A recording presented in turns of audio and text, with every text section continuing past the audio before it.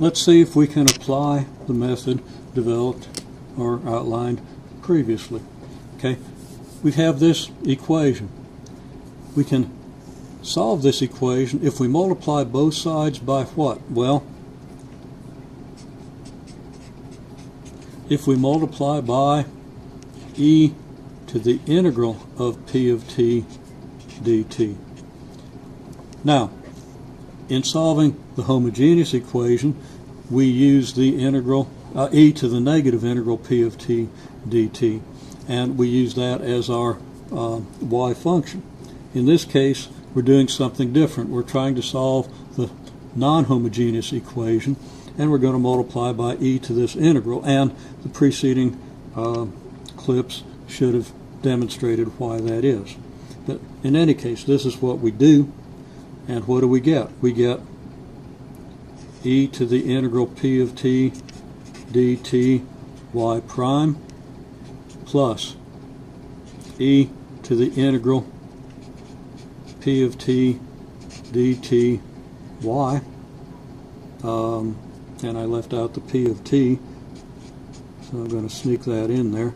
P of t y equals e to the integral p of t dt times g of t.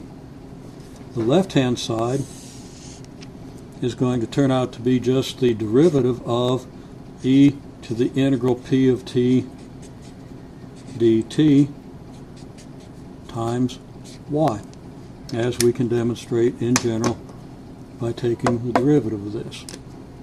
Okay, and let's say that's equal to the derivative of this.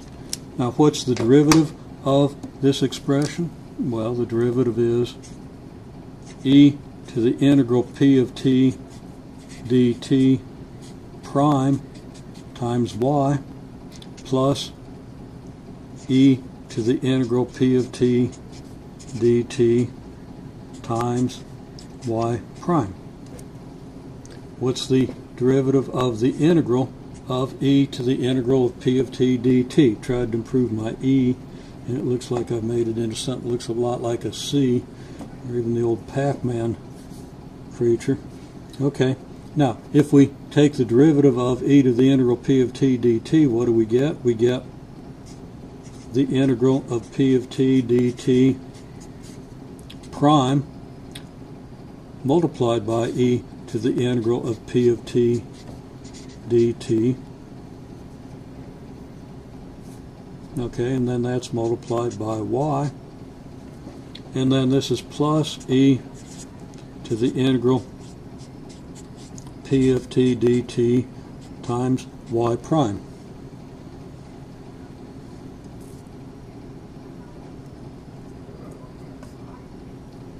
Now the integral of p of t dt prime is just p of t times the integral e to the p of t dt times y plus e to the integral p of t dt times y prime.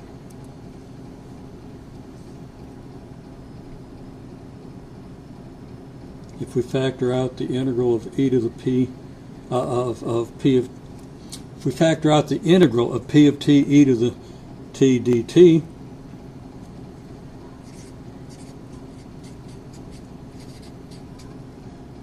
we get p of ty plus y prime, showing that the derivative of this is indeed the left-hand side of this equation.